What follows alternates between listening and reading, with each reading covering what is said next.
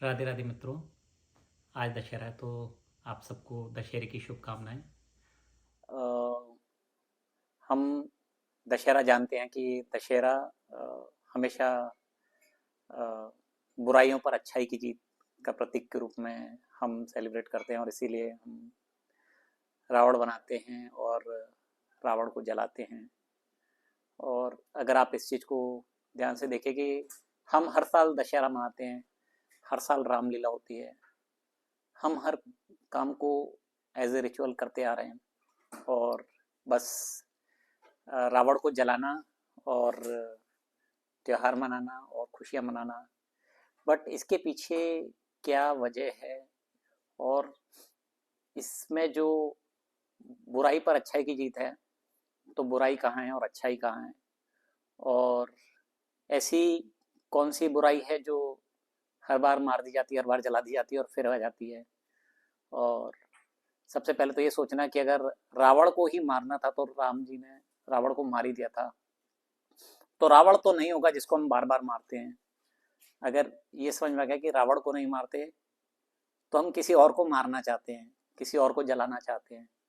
और वो ऐसा है जो हर बार, हर साल जलाने के बाद, हर साल मारने के बाद फिर से आ जाता है और पता नहीं कि उतना ही आता है, उससे ज़्यादा आता है या उससे कम हो जाता है। तो यही हमारे को अपने अंदर देखना है।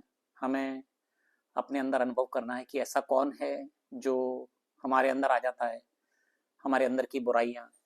तो ऐसी कौन सी बुराइयां हैं जो हर साल आ जाती हैं और हम हर साल प्रण लेते हैं कि हम, देखिए हमारे यहाँ बहुत सारे त्योहार हैं जो हर बार एक ही चीज बोलते हैं कि चलो हम अपने सारे गिले शिकवे, हमारे मन में जो जो दूसरे के प्रति भावनाएं, उन सबको छोड़ के आगे बढ़ते हैं। इसी तरीके से होली रहता है, फिर दिवाली रहता है कि हम अपने अंदर जो कुछ है, जो जो आया है, अब हम उसको जला देंगे, हम उसको नष्ट कर देंगे। तो छह, या ये बोलो कि दशानन, रावण दशानन था। तो ऐसी कौन सी 10 चीजें हैं जो हमें चली जाती है, मतलब हम जलाते हैं, हम मार देते हैं, इसका मतलब वो चली जाती हैं और फिर रीअपियर हो जाती हैं, फिर से आ जाती हैं। तो हमें मालूम है कि छह तो बहुत ही फेमस हैं कि काम, क्रोध, लोभ, मोह, मद, मत्सर। फिर चार हैं कि मन, बुद्धि, चित्त और अहंकार। तो ये 10 चीजें हैं जिन्हें हमें अपने अंदर से हटाना है। और हमेशा हमें ये याद रखना है कि राम ही रावण को मारता है। तो वो राम ही हमारे अंदर हैं जो इन रावण को मार सकते हैं, इन दशानन को, जो ये 10 सिर हैं हमारे अंदर। और जैसे शुरू की 6 चीजें, काम, क्रोध, लोभ, मोह, मद, मत्सर, ये ऐसी हैं कि हर कोई बोलता है कि इनको खत्म करो, इनको कम करो। बट जो मेन चार होती हैं, जो सबसे स्ट्रांग होती हैं, वो हैं कि मन, बुद्धि, चित्त और अहंकार, जो हमारा जीवन जी जाती हैं। और हम अ, हर बार उन्हीं को ही मारते हैं, उन्हीं को ही मारने का प्रयास रहता है। और ये ऐसी चीजें हैं जो कभी खत्म नहीं होने वाली। हम इस चीज का एहसास कर जाएं कि हम इन्हें मारना नहीं चाहते, हम इन्हें रिस्ट्रिक्ट करना चाहते हैं। इनका उपयोग था इसीलिए हमें दिया गया, बट हम इनको उस छोटे लेवल पर रखना चाहते हैं जो हमारे दिमाग पे न चढ़े, हमारे हमारी लाइफ में हिंड्रेंस ना बन जाए, हमारी लाइफ के जीने में दिक्कत ना बन जाए। तो अगर आपने ये समझ लिया तो फिर आपको एक और कहावत है कि दुख में सुमिरन सब करें, सुख में करे ना कोई, और जो सुख में सुमिरन करे दुख काहे को होए। तो ये भी कहावत वहीं लेके जाती है कि अगर हम जब खुश हैं, हम जब सुखी हैं, तब हम इन 10 चीजों को देख लें, काम, क्रोध, लोभ, मोह, मद, मत्सर, मन, बुद्धि, चित्त और अहंकार। अगर हम जब खुश हैं और तब हमने इन 10 चीजों को बढ़ने नहीं दिया, वहीं की वहीं रोक दिया, जो हमारा इन खुशी आने के पहले थी, तो हमारी जिंदगी में दुख नहीं आएगा। और हमारी जिंदगी में दुख आता है तब हमें ये एहसास होता है कि हम इन 10 चीजों से ग्रसित थे, इसलिए आज ऐसा समय आया। और फिर हमें भगवान की याद आती है।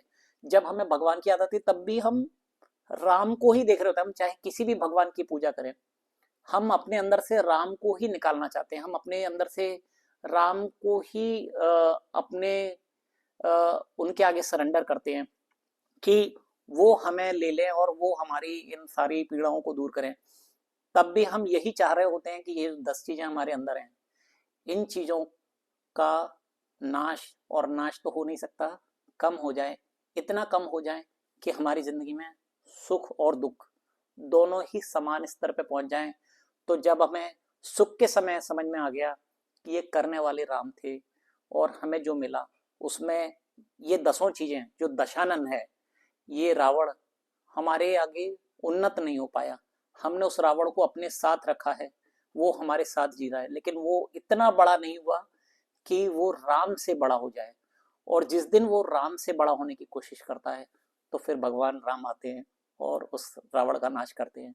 और जब रावण का नाश होता है तब हम भूल जाते हैं कि वो रावण का नाश हो रहा है, हमारा नाश नहीं हो रहा। तब हम दुखी हो जाते हैं और हम ये नहीं सोचते कि ये दुख उस रावण को मिल रहा है जो इतना बढ़ गया था कि भगवान को आना पड़ा, भगवान को हमें कष्ट देना पड़ा, भगवान को हमें तकलीफ देनी पड़ी। और इसी चीज का हमें बस यही दशहरा ध्यान दिलाता है कि हम अपने अंदर के रावण को इतना छोटा बना के रखें कि भगवान को कभी आने की जरूरत न पड़े। तो ना सुख है ना दुख है, सब कुछ भगवान चलाने वाला है, सब कुछ भगवान चला ही रहा है, सब कुछ दिया है, सब कुछ भगवान का ही है। किसी चीज में रावण को बड़ा होने की जरूरत नहीं है, रावण को बड़ा करने की जरूरत नहीं है। और ये दशानन, ये 10 सिर हमारे ही हैं, और एक सिर जो राम का है वो भी हमारा ही है, वही एक सिर है जो इन 10 सिर को काट देता है। तो आई होप कि हम दशहरे को इस तरीके से सेलिब्रेट करें कि हमारी ज़िंदगी में जो रावण है वो उतना रिस्ट्रिक्ट रहे, उतना छोटा रहे कि हम इस रामलीला को समझ जाएं और भगवान की इस लीला को समझ जाएं। अभी के लिए बस इतना, थैंक यू।